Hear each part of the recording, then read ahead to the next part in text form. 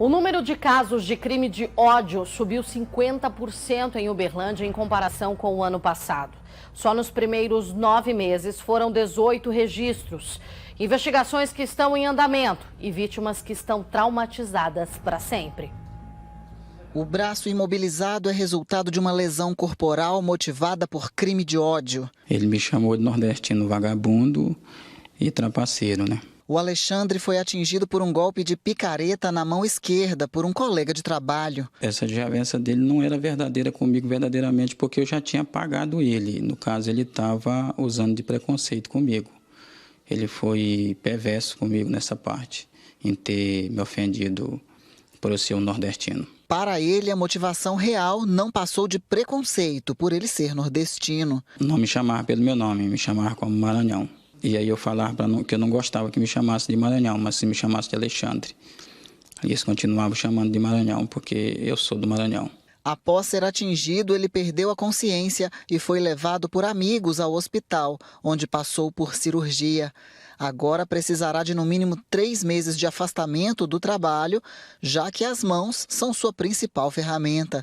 Ele é jardineiro e paisagista. Passei por uma cirurgia e tenho 3 meses em casa, sem fazer nada, parado. Acho que é muito difícil para a gente que vem do Nordeste e estamos imigrando dentro do nosso próprio país, passar por um preconceito desse com uma pessoa que também há tanto tempo trabalhava com a gente, se fingia ser nosso amigo, né? O caso do Alexandre se enquadra em xenofobia, que faz referência ao ódio, receio, hostilidade e rejeição em relação a estrangeiros, ou mesmo em fobia em relação a grupos étnicos diferentes. Cabe ainda relacionar o preconceito a pessoas cuja caracterização social, cultural e política se desconhece.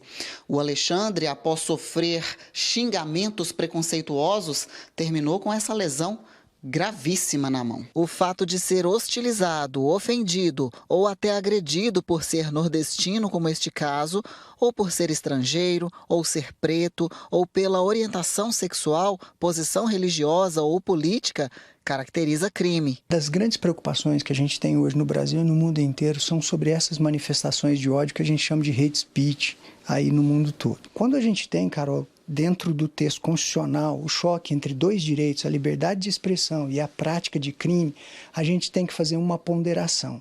Quando você manifesta sua ideia no sentido de discriminar odiosamente, no sentido de rebaixar um grupo de pessoas indeterminado, por exemplo, um grupo de pessoas em virtude da sua procedência, a partir desse ponto você não está no seu exercício da sua liberdade, você está praticando um ato ilícito. Inclusive, quem for pego cometendo um ato de preconceito estará sujeito a penalidades. No caso do Alexandre, nós temos aí 2 tipos de responsabilização, a civil e a penal.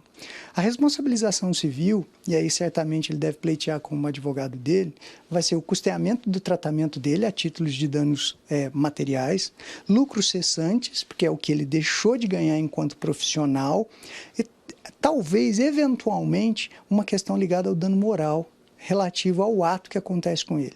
Na seara penal, na esfera penal, o que a gente vai ter aí é uma responsabilização pautada em 2 crimes.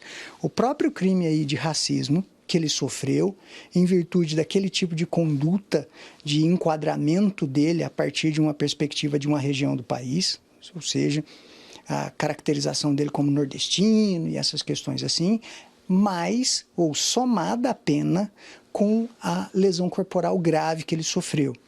E aí as punições para o racismo de 1 a 3 anos e a lesão corporal grave de 2 a 8 anos. O que é que o juiz vai fazer?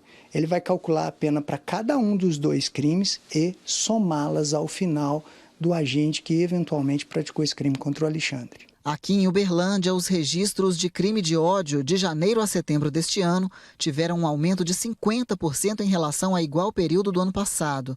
Foram 12 casos em 2021 e 18 este ano.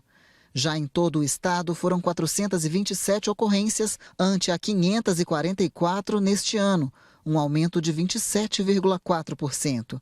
Os mais comuns são racismo, xenofobia e preconceito religioso.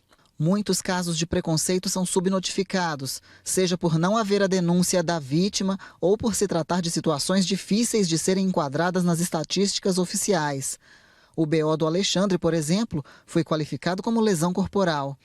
No banco de dados da Sejusp, Secretaria de Justiça e Segurança Pública de Minas Gerais, de um modo geral, o Estado teve 564 registros de crime de ódio em 2020. Em 2021, foram 616 casos, um aumento de 9,2%. Uberlândia, em 2020, teve 15 casos e, em 2021, 16 casos, um aumento de 6,6%. Para o crime de racismo, Uberlândia teve 13 casos em 2020, 12 em 2021 e 14 de janeiro a setembro de 2022.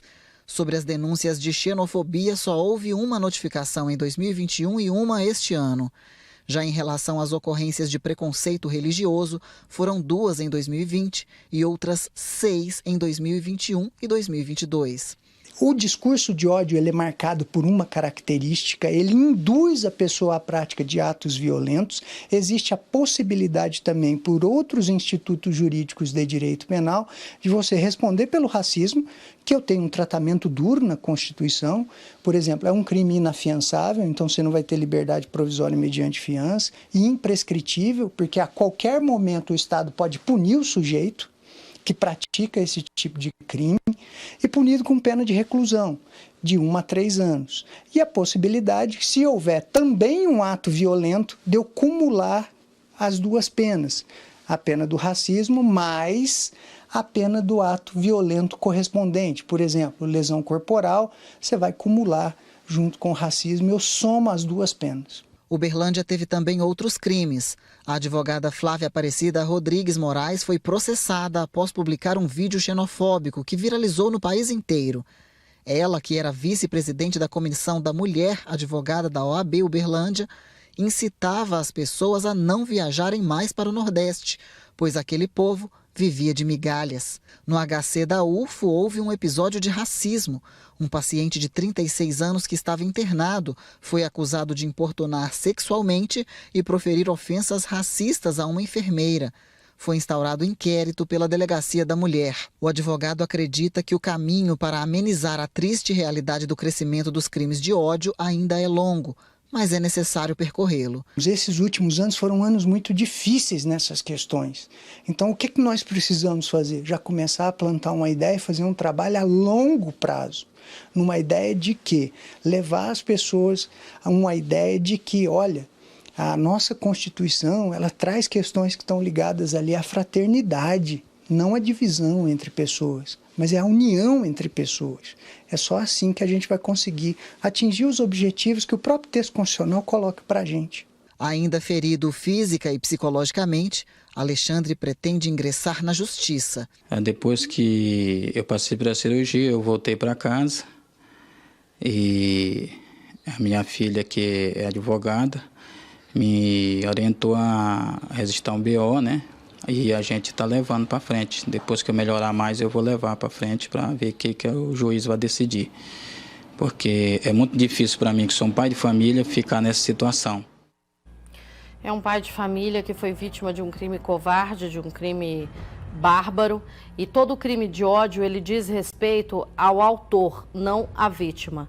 Ele é cometido por alguém tomado pelo sentimento de ódio e a vítima acaba aí sendo atacada de forma fria, de forma covarde, como todas essas histórias que nós mostramos. É um trabalhador que foi vítima de um caso de xenofobia, ao que tudo indica. O caso é investigado pela polícia, ele já está amparado juridicamente, mas como o professor Carlos trouxe para a gente, nós estamos vivendo tempos difíceis onde todo idiota ganhou voz, onde todo preconceito agora é externado com naturalidade e onde muitas pessoas acham que a lei não existe e que ela não será cumprida. Lê do engano, nós temos uma legislação e nós temos aí profissionais que estão devidamente capacitados e orientados para acolher vítimas de crime de ódio. Procure uma delegacia, procure um advogado, leve a história adiante, porque a gente só vai vencer essa corja quando a nossa voz,